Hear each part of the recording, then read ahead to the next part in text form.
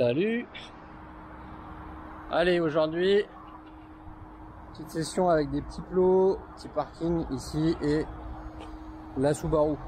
Donc si c'est pas fait, abonne-toi, mets des petits likes, des petits pouces, la petite cloche si tu veux aussi suivre ce qui se passe sur la chaîne. On est début juillet, c'est bientôt les vacances pour moi, donc là on va rouler et puis bah après ça va se calmer un petit peu, on roulera sûrement au mois d'août. Donc voilà, pour la petite vie privée, story privée. En tout cas, là, sur ce circuit-là, j'ai fait rouler le Mojave. Ouais, je sais pas si la vidéo vous l'avez déjà vue, ou si vous l'avez pas vue, ou si elle est déjà postée, si elle n'est pas encore en ligne.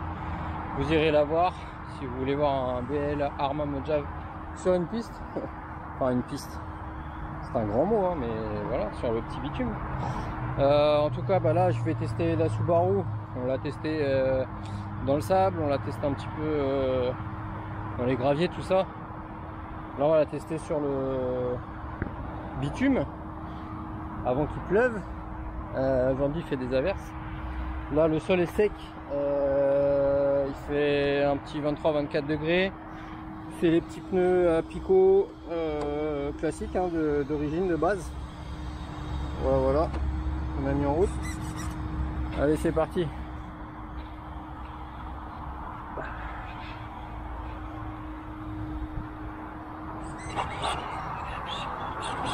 Forcément, je viens de rouler avec un Arrma Mojave 6S. Là, ça va être bizarre.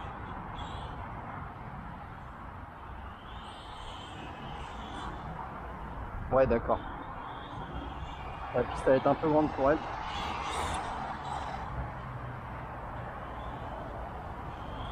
J'ai définitivement un problème de direction là-dessus. Bon, le cerveau il est pas rapide, c'est une chose, mais le sauf cerveau option là, quand même, j'ai l'impression qu'il revient pas bien au neutre. Je sais pas. Il a tendance à vouloir partir à gauche, à droite. Ouais. Le cul il part un peu, d'accord, mais bon. Donc il n'y a pas d'option au niveau châssis. Là j'ai juste les suspensions hydrauliques qui seraient ma foi sur un terrain comme ça à peine utile.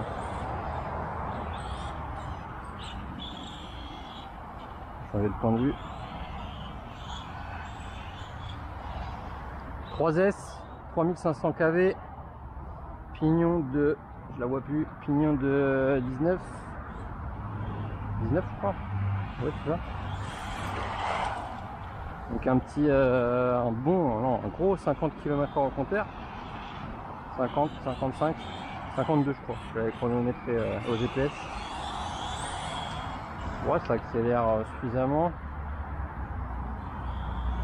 Sur ces châssis là, quand on a trop de patates et qu'on accélère fort, on a tendance à avoir le cul qui a envie de partir. Voilà, comme ça.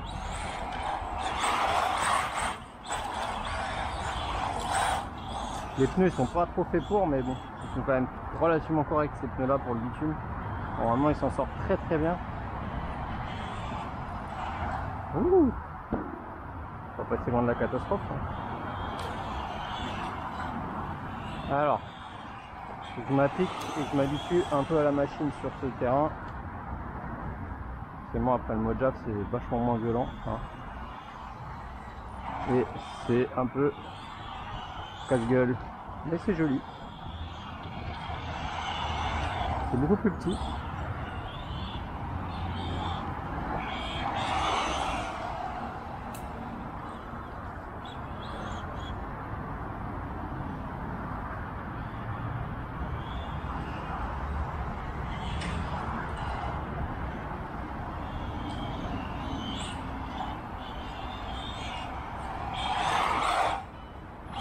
Ouais, c'est pas mal quand même. Je vérifie juste un truc sur la cam. On filme bien, oui. Elle est jolie celle-là quand même. Hein. Ouais. Moi j'aime bien.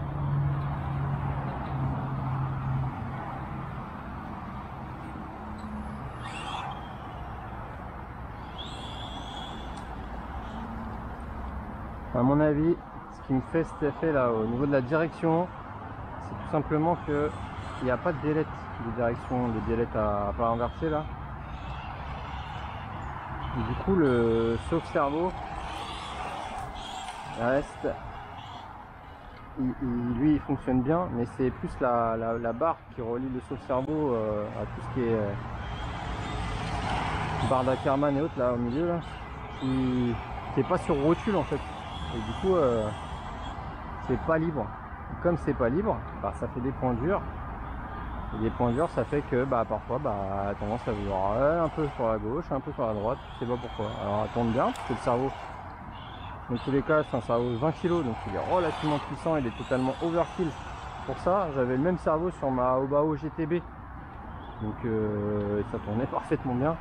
Ça fonctionnait super. Ah, c'est un GX, 20 kg là, tiens. Donc, il n'y a vraiment pas de raison. Il ne force pas le cerveau. Voilà, elle va droit, hein, mais parfois, elle veut pas.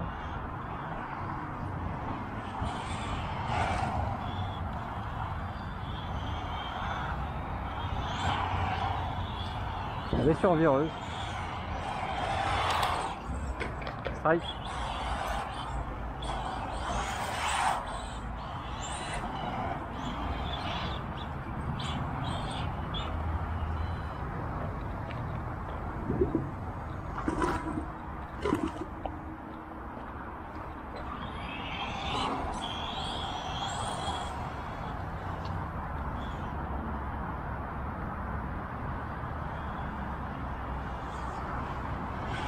Voilà.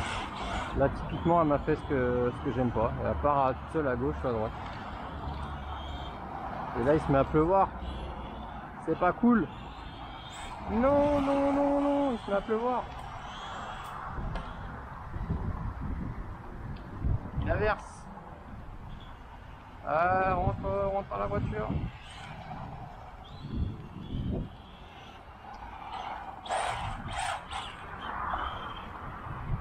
Les essuie-glaces ils fonctionnent pas dessus sur la petite Subaru. Allez, je reprends après. C'est une micro-averse. Je vais juste fermer le coffre de la voiture. Voilà.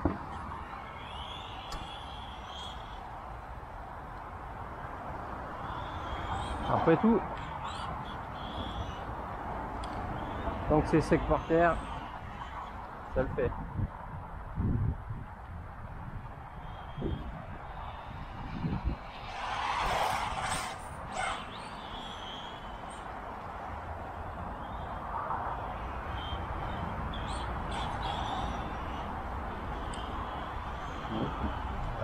Pas mal ça, son petit comportement quand même sur le bitume là.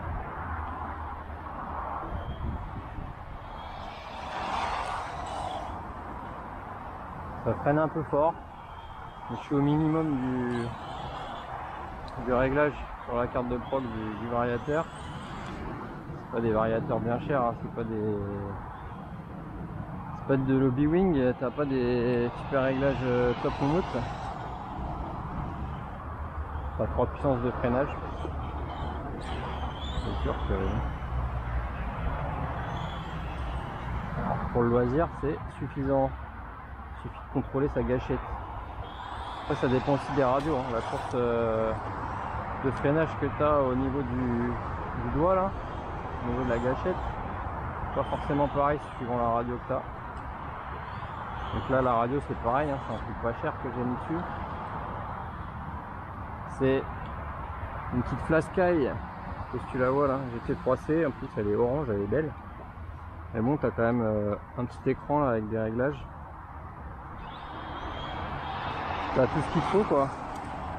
Tu peux régler les expos, les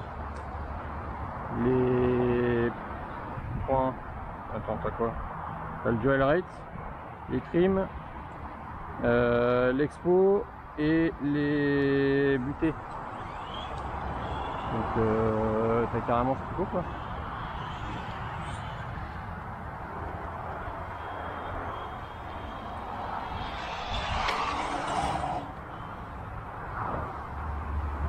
Vraiment sur la grande ligne droite ça manque un peu de jus, mais au moins je pense que pour un châssis comme ça on va le chercher plus.